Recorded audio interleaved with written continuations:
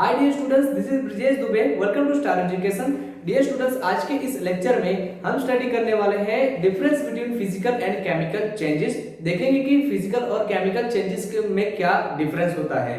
इससे पहले के वीडियोस के अंदर में हम देख चुके हैं बच्चों की फिजिकल चेंजेस क्या होता है और केमिकल चेंजेस क्या होता है। अगर उन लेक्चर्स को आपने नहीं देखा है तो डिस्क्रिप्शन बॉक्स में आपको उन लेक्चर्स की लिंक मिल जाएगी, या तो फिर आप सर्च कर सकते हैं। टॉपिक का नाम लिखिए और लिखिए स्टार एजुकेशन, आप उन सारे टॉपिक्स को देख पाएंगे।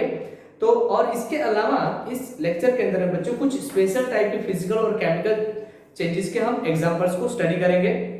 तो चलिए बच्चों, हम स्टार्ट करते हैं, देखते हैं कि डिफरेंस क्या है दोनों के बीच में। ओके, तो देखते हैं बच्चों यहाँ पर फिजिकल चेंज और केमिकल चेंज। ठीक है, इन दोनों के बीच का डिफरेंस क्या होता है। तो पहला पॉइंट देखते हैं बच्चों। पहला पॉइंट क्या कहता है, the chemical composition of a substance does not change.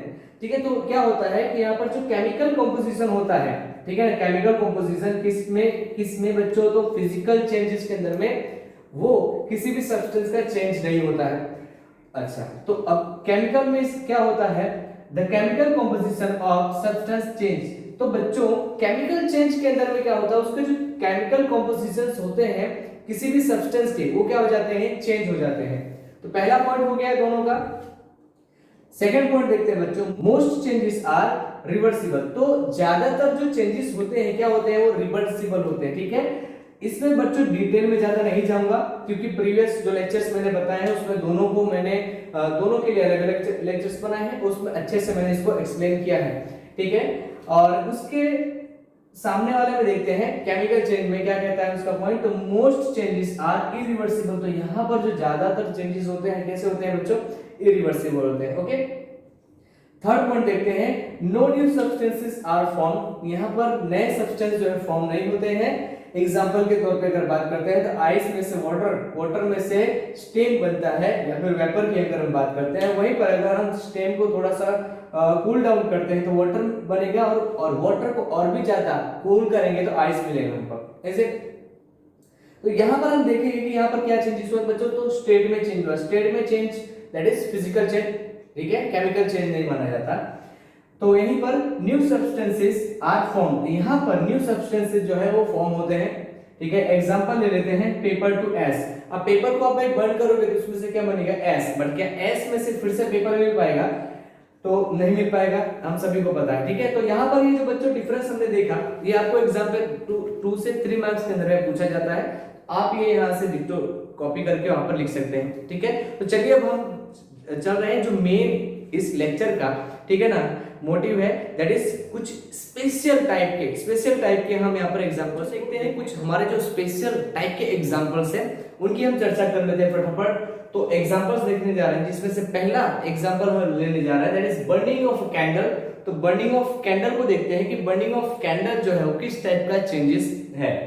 चलिए इसमें पहला पॉइंट देखते हैं बच्चों, there are some changes in which simultaneous physical and chemical changes occurs. तो कुछ ऐसे चेंजेस होते हैं बच्चों के जिसके अंदर में क्या होता है कि फिजिकल और केमिकल चेंजेस दोनों एक साथ में होते हैं, या एक के बाद एक दोनों चेंजेस होते हैं। ठीक है, फॉर एग्जांपल यहाँ पर एग्जांपल के तौर पर लेने जा रहे हैं बच्चों, when we burn a candle heat and light produce. ठीक है ना, जब हम कैंडल को बर्न करते हैं तो हीट और लाइट दोनों चीज प्रोड्यूस होती है, गर्मी भी लगती है और उससे हमको रोशनी भी मिलती है इसे। ठीक है, दोनों चीज प्रोड्यूस होती है, विच मेल्ट द कैंडल, जिसकी वजह से लाइट और हीट की वजह से क्या होती है बच्चों, तो वहां पर कैंडल जो है वो मेल्ट होती है, जो उसका वैक्स होता है क्या होता है, वो मेल्ट होता है। Okay, this process is physical change. तो ये जो प्रोसेस है बच्चों क्या है, ये फिजिकल चेंज है। कौन सी, कि जो वैक्स जो है वो मेल्ट हो रहा है वो फिजिकल चेंज है। Okay, now but at the same time two new products which are carbon dioxide and water vapors are formed, making it a chemical change। बस उसी टाइम पर बच्चों दो चीजें यहाँ पर प्रोड्यूस होती है, एक तो वाटर वेपर प्रोड्यूस होती है, दूसरा क्या प्रोड्यूस होता है, कार्बन डाइऑक्साइड प्रोड्यूस होता है। जब आप इस तरीके से कैंडल, यहाँ पर कैंडल है, ठीक है, इस तरीके से जब ये बर्न हो रही है बच्चों, इसको हमने लाइट किया हुआ है कैंडल को, तो यहाँ से आप देखोगे तो ब्लैक कलर की जो फ्यूम्स निकलती रहती हैं, ठीक है ना, उसके ऊपर अगर आप कुछ रखते कोई वैसा रख दोगे तो पूरा ब्लैक हो जाएगा। वो क्या इंडिकेट करता है, पूरा ब्लैक ब्लैक जो उस पर ऐश लग जाती है, that is carbon dioxide. Okay बच्चों, और यहाँ पर से तो लाइट और हीट तो प्रोड्यूस हो ही रहे हैं, उसके वजह से जो वैक्स है पूरा, ये जो वैक्स है वो क्या होता है, मेल्ट होता है। जब ये वैक्स बच्चों मेल्ट हो रहा है, दैट इज क्या होता है, तो इसकी ये सॉलिड फॉर्म में फिर लिक्विड फॉर्म में कन्वर्ट होता है, फिर से सॉलिड में, थोड़ा जल्दी कूल हो जाता है ना, तो क्या होता है फिर से वो सॉलिड में कन्वर्ट हो जाता है। तो हमने देखा है कि अगर उसके स्टेट में चेंज होता है, स्टेट में चेंज होता है तो क्या होता है वो, दैट इज फिजिकल चेंज। तो यहाँ पर फिजिकल भी हो रहा है और केमिकल दोनों एक साथ में हो रहा है। इतना समझ में आया आपको? चलिए आगे देखते हैं। सेकंड जो एग्जांपल है बच्चों वो देखते हैं, that is sublimation of ammonium chloride. तो एमोनियम क्लोराइड का सब्लिमेशन हम देखने जा रहे हैं। ये बहुत ही इंपॉर्टेंट है बच्चों, आप इसको आगे के क्लासेस में भी स्टडी करोगे, ठीक है। तो देखने जा रहे हैं sublimation of an element is a change from the solid directly to gas phase. Okay, तो क्या होता है बच्चों, तो यहाँ पर एक इस तरीके का चेंज है, जो सॉलिड होता है वो डायरेक्टली लिक्विड में कन्वर्ट नहीं होता है, बट किस में कन्वर्ट हो जाता है बच्चों, तो वो सीधा हम अगर बात करें तो गैसियस स्टेट में सीधा कन्वर्ट हो जाता है, that is sublimation phase with no intermediate liquid state. ठीक है, तो जहां पर इंटरमीडिएट मतलब लिक्विड स्टेट होता ही नहीं, डायरेक्ट क्या होता है, सॉलिड स्टेट होता है, उसके बाद में डायरेक्ट गैसियस स्टेट होता है, लिक्विड स्टेट बीच में नहीं आता। जैसे कि हम आइस की बात करते हैं, है ना, आइस होता है सॉलिड में होता है, फिर से लिक्विड में, फिर वो वेपर में कन्वर्ट होता है। बट यहाँ पर क्या होता है सब्लिमेशन में बच्चों सीधा जो रहता है सॉलिड में से गैसेस, बीच में से जो वाटर है वो निकल जाता है। ओके, इसमें नेक्स्ट पॉइंट देखते हैं, when ammonium chloride is heated. जब हम एमोनियम क्लोराइड को हीट कर रहे हैं, it goes directly into the vapour state. अब ये क्या होती है बच्चों, सीधा वेपर स्टेट में कन्वर्ट हो जाती है, कौन, एमोनियम क्लोराइड। ठीक है, अब आगे बढ़ते हैं, यहां पर देखते हैं, when this vapour are cooled ammonium chloride is obtained back. अब जब ये जो बच्चों यहां से जो वेपर निकली इसके अंदर से, अगर उसको हम तुरंत फिर से कूल कर देते हैं तो क्या मिलेगा हमको, फिर से एमोनियम क्लोराइड मिल जाएगा। ठीक है, यहां पर पूरा इसका अरेंजमेंट रखा हुआ है, हम देख सकते हैं यहाँ पर एक इस तरीके से इन्वर्टेड फनल रखी हुई बच्चों, फनल है। यहाँ पर हमने थोड़ा सा कॉटन लगा रखा है ताकि यहाँ से जो एमोनियम क्लोराइड निकल रहा है ना, तो वो एटमॉस्फेयर के अंदर में, ठीक है ना, मिल ना जाए। हम यहाँ पर एक डिश रखी हुई चाइना डिश है, इसके अंदर में हमने एमोनियम क्लोराइड ले रखा है। यहाँ पर बर्नर रखते हैं, उससे हम इसको हीट करते हैं। अब जब वो हीट होगी क्या होगा बच्चों, तो यहाँ पर ये सॉलिड स्टेट में से सीधा गैसियस स्टेट में कन्वर्ट हो जाएगी। गैसियस स्टेट में कन्वर्ट हो जाएगी तो बाहर तो निकल नहीं पाएगी, क्योंकि हमने ऑलरेडी यहाँ पर कॉटन लगा रखा है। जब कॉटन लगा रखा है, बाहर नहीं निकल पाएगी तो वो फनल के अंदर ही रहेगी, और फनल के अंदर में जब वो कूल डाउन हो जाएगी, फिर से हमको सॉलिडिफाइड एमोनियम क्लोराइड, तो हमको फिर से एमोनियम क्लोराइड जो है बच्चों यहाँ पर सॉलिड फॉर्म में मिलेगा। अब इसको समझते हैं, ठीक है, यहां से पॉइंट देखते हैं बच्चों, ये पूरा समझाया गया है। एमोनियम क्लोराइड सब्लाइम्स, ठीक है, क्या होता है, एमोनियम क्लोराइड जो है उसका सब्लिमेशन हो रहा है, that is सब्लाइम्स because of dissociation of ammonium chloride into ammonia and hydrogen chloride in the vapour state. तो बच्चों क्या होता है, तो एमोनियम क्लोराइड जो होती है वो दो में डिवाइड हो जाती है। पहली बात तो एमोनिया में, दूसरा हाइड्रोजन क्या बनता है बच्चों, हाइड्रोजन क्लोराइड बनता है। Okay, in the vapour state, इसमें वेपर स्टेट के अंदर में, ठीक है।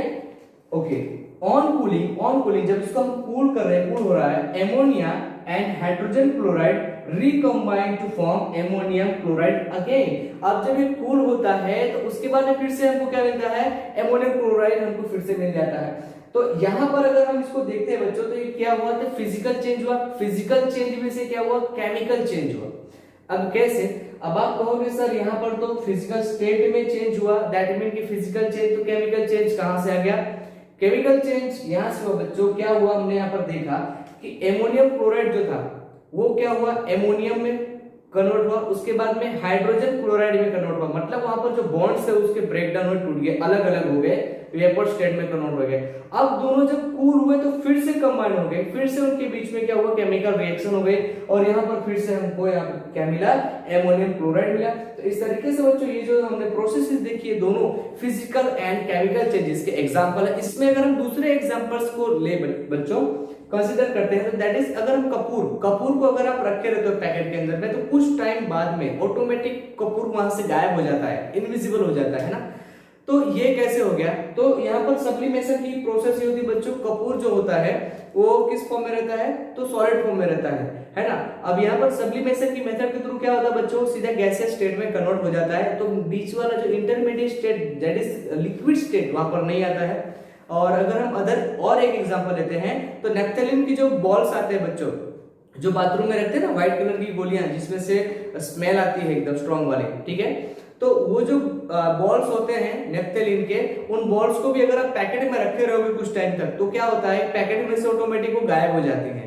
बट वहां पर वो गायब नहीं होती, कोई वहां पर मैजिक वगैरह नहीं होता है, तो वहां पर सब्लिमेशन की मेथड ही होती है बच्चों। सब्लिमेशन की मेथड के थ्रू, ठीक है, क्या होते हैं तो सॉलिड में से सीधा वो गैसियस स्टेट में कन्वर्ट हो जाते हैं। ओके, तो that is also sublimation method. तो चलिए बच्चों, इसके अलावा के दो हमारे अभी एग्जांपल्स बाकी हैं जो कि काफी इंटरेस्टिंग है और आपके एग्जाम के पॉइंट ऑफ व्यू से भी काफी इंपॉर्टेंट है। तो चलिए बच्चों, यहाँ पर हम देखते हैं कि जो दूसरे हमारे दो एग्जांपल्स बाकी हैं वो कौन से हैं। तो जिसमें से हम देखने जा रहे हैं कुकिंग ऑफ राइस। तो इस जो हम देखने जा रहे हैं इसमें थर्ड एग्जांपल है कुकिंग ऑफ राइस। ये क्या कहता है, व्हाइल कुकिंग राइस, जब हम राइस को कुक कर रहे होते हैं, water molecules pierce the walls of the cells of the starch present in the rice। तो बच्चों राइस जो होता है उसके अंदर में स्टार्च प्रेजेंट होती है। क्या प्रेजेंट होता है उसमें, स्टार्च प्रेजेंट होती है। तो जब उसको हम कुक करते हैं तो वाटर मॉलिक्यूल जो होते हैं उस जो उसके वॉल्स को क्या करते हैं, ब्रेक डाउन कर देते हैं, ठीक है। आगे बढ़ते हैं। thus some of the starch is decomposed। तो कुछ जो स्टार्च होते हैं बच्चों उसमें क्या हो जाते हैं, वो डिकम्पोज्ड हो जाते हैं, अलग हो जाते हैं, ठीक है। बट क्या होता है, therefore this change is physical to a major extent since the composition of rice remains the same। तो बच्चों यहाँ पर ये जो चेंज हुआ, यहाँ पर भले ही स्टार्च के कुछ मॉलिक्यूल्स ब्रेक डाउन हुए, बट यहाँ पर जो अगर हम बात करते हैं जो उसका कंपोनेंट्स थे वो कैसे हैं, भी सेम के सेम ही है, स्टार्च सेम का सेम ही है, ठीक है ना। तो यहाँ पर कोई केमिकल चेंज नहीं हुआ, बट कौन सा चेंज हुआ यहाँ पर, तो फिजिकल चेंज हुआ। ओके, आगे बढ़ते हैं बच्चों, देखते हैं जो हमारा फोर्थ एग्जांपल है वो क्या है, दैट इज एलोट्रोपिक चेंजेस। तो ये बहुत ही इंपॉर्टेंट है आपके लिए। आपकी बुक के अंदर में भी थोड़ा सा एक ब्लू कलर का बॉक्स बना करके दिया गया है, तो उसको स्किप नहीं करना है बच्चों, उसको भी रीड करना है। चलिए देखते हैं एलोट्रोप चेंज क्या कहते हैं। ओके, तो allotropy is exhibited by certain chemical elements, ठीक है, which can exist in two or more different forms, ठीक है, known as allotropes of that element। तो अगर हम एलोट्रोपिक चेंज की बात करते हैं बच्चों, तो एलोट्रोपिक चेंज क्या है, ठीक है ना। तो इसको हम अलग अलग तरीके के एग्जांपल समझ सकते हैं। देखिए होता क्या है इसके अंदर में कि एक ही एलिमेंट होता है, अब वो एक एलिमेंट कई सारे रूपों में प्रेजेंट होता है, कई सारे फॉर्म्स में हमको देखने को मिलता है। तो जब भाई कई सारे फॉर्म्स में हमको देखने को मिलता है, बट रहता कौन सा है, वो एक ही एलिमेंट रहता है, तो उसको हम क्या कहते हैं, उसको एलोट्रोप कहते हैं। अब चलिए इसको हम एक एग्जांपल के थ्रू यहाँ पर समझते हैं कि भाई एलोट्रोप को आप किस तरीके से समझ सकते हैं। एग्जांपल के तौर पर बात करते हैं, carbon has graphite and diamond as its allotropes. तो बच्चों जो ग्रेफाइट है और क्या है, डायमंड है, तो वो क्या है, तो कार्बन के एलोट्रोप्स हैं। मींस ग्रेफाइट जो है वो भी कार्बन का ही बना होता है, उसमें ओनली कार्बन होते हैं। डायमंड में भी ओनली कार्बन ही होते हैं। बट अगर आप ग्रेफाइट की बात करते हो तो वो, और अगर डायमंड, उन दोनों की अगर हम बात करते हैं, कंपेयर करेंगे, तो दोनों जो है एक दूसरे से काफी ज्यादा डिफरेंट है। बट दोनों में प्रेजेंट क्या है, कार्बन कॉमन है ना, एक एलिमेंट दैट इज कार्बन, वो कॉमन है दोनों में, ठीक है। तो ऐसा क्यों हुआ भाई, उनकी जो स्ट्रक्चर रहता है, दैट मीन उनके जो बॉन्ड्स रहते हैं वो अलग अलग तरीके से, उनकी अरेंजमेंट जो है ग्रेफाइट में डिफरेंट रहती है और वैसे डायमंड में डिफरेंट रहती है, जिसकी वजह से दोनों जो है एक दूसरे से काफी, ठीक है, डिफरेंट होते हैं। तो ये कार्बन की क्या माने जाएंगे, एलोट्रोप्स माने जाएंगे। आगे बढ़ते हैं, ठीक है, दूसरा एग्जांपल देखते हैं, oxygen has ozone as its allotrope. तो भाई ऑक्सीजन का एलोट्रोप क्या है, तो ओजोन है। क्या है बच्चों, ओजोन है, ठीक है। चलिए इन ईच एलोट्रोप्स, ठीक है, हर एक एलोट्रोप के अंदर में the elements atoms are bonded together. तो एलिमेंट एटम जो होता है क्या होता है बच्चों, एक दूसरे के साथ में बॉन्ड होता है इन अ डिफरेंट मैनर। तो यहां पर मैंने जैसे कि अभी आपको बताया, तो भाई अलग अलग मैनर में, ठीक है ना, अलग अलग टाइप से, अलग अलग स्टाइल में अगर कहें, ठीक है ना, तो वो बॉन्ड बनाए हुए रहता है और उसी के ऊपर में उसकी प्रॉपर्टीज डिपेंड करती है, किसके, तो बॉन्ड बनाने की प्रॉपर्टीज में, ठीक है। ऑल्सो दे में differ in number of atoms forming the unit. तो भाई यहाँ पर जो यूनिट्स बन रहे हैं, ठीक है ना, तो यहाँ पर जो नंबर ऑफ एटम्स होते हैं ना, वो भी कैसे होते हैं बच्चों, वो भी डिफरेंट होते हैं। मान लीजिए किसी में 2 है, तो किसी में 3 है, तो किसी में 5 है, तो इस तरीके से यहाँ पर जो नंबर ऑफ एटम्स होते हैं वो भी एक दूसरे से डिफरेंट होते हैं, बट एलिमेंट बच्चों सेम रहता है। एलिमेंट कैसा होता है? सेम रहता है। ओके, आगे बढ़ते हैं। इसमें क्या कहता है? इन ऑक्सीजन गैस, ठीक है, oxygen gas there are 2 atoms in a molecule. तो बच्चों ऑक्सीजन गैस की अगर हम बात करते हैं तो उनको हम O2 से लिखते हैं, दैट इज O2, ये ऑक्सीजन मानते हैं ना, इसमें 2 मॉलिक्यूल्स रहते हैं, ठीक है, किसके? ऑक्सीजन के, ठीक है। ऑन द अदर हैंड, दूसरे तरीके से अगर देखें, ठीक है, या दूसरी तरफ in ozone 3 atoms are present in a molecule. तो बच्चों यहाँ पर जो ओजोन होता है, ओजोन का जो मॉलिक्यूल होता है उसके अंदर में क्या होता है? तो वहां पर 3 मॉलिक्यूल्स रहते हैं, किसके? ऑक्सीजन के। तो उसको हम क्या लिखेंगे? That is O3। तो ओजोन बन गया ये रहा ओजोन और ये रहा ऑक्सीजन। यहाँ पर 3 मॉलिक्यूल्स है, दैट इज O3, और 2 मॉलिक्यूल्स है तो दैट इज O2। भाई ये ऑक्सीजन हो गया और ये क्या हो गया? तो ये ओजोन हो गया, ठीक है। तो इस तरीके से दोनों डिफर है एक दूसरे से। जबकि अगर हम एलिमेंट की बात करते हैं तो एलिमेंट दोनों में सेम ही है, दोनों के अंदर में ऑक्सीजन ही है। Also oxygen and ozone are different in some of their chemical properties. तो बच्चों अगर हम केमिकल प्रॉपर्टीज की बात करते हैं ऑक्सीजन और ओजोन की, तो दोनों एक दूसरे से डिफरेंट है। ओजोन काफी पॉइजनस होता है, जबकि इससे हम जानते हैं ऑक्सीजन हमारे लिए कितना इंपॉर्टेंट है। ऑक्सीजन की इंपॉर्टेंस बताने की जरूरत ही नहीं है।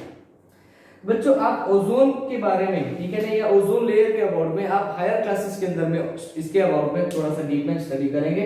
10 क्लास के अंदर में और 9 क्लास के अंदर में भी आएगा, ठीक है ना। तो आउटर मोस्ट जो लेयर होता है हमारे एटमॉस्फेयर के, वहां पर ओजोन प्रेजेंट रहता है। थोड़ा सा मैं आपको डिटेल बता देता हूँ। ओजोन प्रेजेंट रहता है वहां पर। तो जो हार्मफुल रेज आती है ना, अल्ट्रावायलेट रेज जो सन की, तो वो क्या करते हैं? वो इसको ओजोन लेयर जो है उसको एब्जॉर्ब कर लेते हैं। तो वो अल्ट्रावायलेट रेज जो है वो डायरेक्टली हमारे ऊपर में नहीं गिरते हैं। तो अगर वो डायरेक्टली हमारे ऊपर में गिरते हैं, इंसिडेंट होती हैं, या वो रेज हमारे ऊपर पड़ती हैं, तो क्या होगा? तो भाई हमको काफी सारे डिजीज का सामना करना पड़ेगा, जैसे कि हम बात करें स्किन डिजीज की। तो इस तरीके से ये हमको प्रोटेक्शन देती हैं, बट काफी कैसी होती हैं? पॉइजनस होती हैं, ठीक है। तो यहाँ पर आपने देखा कि भाई एलोट्रोप्स किसे कहा जाता है? एलिमेंट सेम होते हैं, अरेंजमेंट, ठीक है ना, नंबर ऑफ एटम्स कैसे होते हैं? डिफरेंट होते हैं। इधर से आपको समझ में आया? तो आई थिंक आपको बच्चों पूरा लेक्चर जो है समझ में आएगा, पूरा कॉन्सेप्ट अच्छे से आप लोगों ने समझ लिया होगा। तो बच्चों वीडियो को आपको लाइक करना है, अगर कोई क्वेश्चन है, कोई क्वेरी है, तो आपको जरूर से मुझे कमेंट करना है। अपने फ्रेंड्स के साथ में इसको जरूर शेयर करें, इंस्टाग्राम पर, फेसबुक पर, ठीक है, कहीं पर भी इसको आप शेयर करिए अपने फ्रेंड्स के साथ में, ठीक है, साझा करिए। तो बच्चों हम मिलेंगे नेक्स्ट लेक्चर के अंदर में, और चैनल को सब्सक्राइब करना बिल्कुल भी ना भूलें, और उसके साथ ही बेल आइकन जरूर दबा दीजिए, जिससे कि आपको आने वाली वीडियो की नोटिफिकेशन मिलती रहे। तो हम मिलेंगे नेक्स्ट लेक्चर में बच्चों। Thank you for watching.